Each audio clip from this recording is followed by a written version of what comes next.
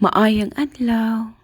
Heto na nga ang mga ganap mga mahari kahapon, araw ng Martes at fiesta sa amin.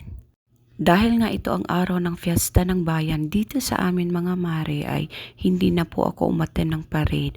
Oo, kada fiesta po dito sa amin mga mare ay dapat sumama ka sa parade kasama ng local government unit.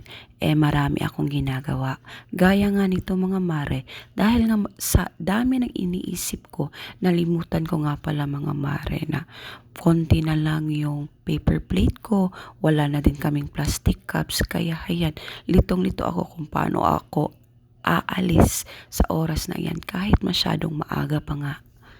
Para maiwasan ko talaga ang stress mga mare dahil nga maraming ganap sa araw na ito ay ginawa ko na lang talaga yung makakaya ko, yung dapat kong gawin para nang matapos ako ng maaga magagawa ko pa yung kailangan kong gawin, yung kailangan kong bilhin at ano-ano pa mga mare. Hindi na nga ako sumama sa asawa ko dahil nga bibili pa siya ng karne at may kukunin pa siya doon sa merkado.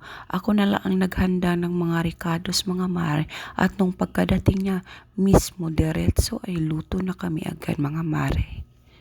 Kahit gumawa na nga kami ng lumpiang Shanghai mga mare, ay nag-request ang asawa ko na gumawa pa din kami ng lumpiang toge. Isa din nga pala ito sa mga gusto niyang kainin mga mare, lalo pat isasawsaw ito sa maanghang na suka na may maraming sibuyas. Tubig na lang talaga ang nagpapabusog sa akin mga mare. Oo, kapag marami akong ginagawa mga mare, tubig lang talaga ang kadalasang kinakain, iniinom kasi nga nabubusog na talaga ako mga mare. Dahil siguro sa dami kong iniisip, parang wala na talaga akong ganang kumain mga mare. Gaya na lang nito mga mare, habang gumagawa ako ng lumpiang toge, sa tabi ko naman ay sinusubuan ko ang bunso kong anak na si Amber.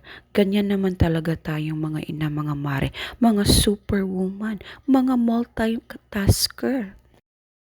At habang ginagawa ko nga ito mga mare, may biglang dumating.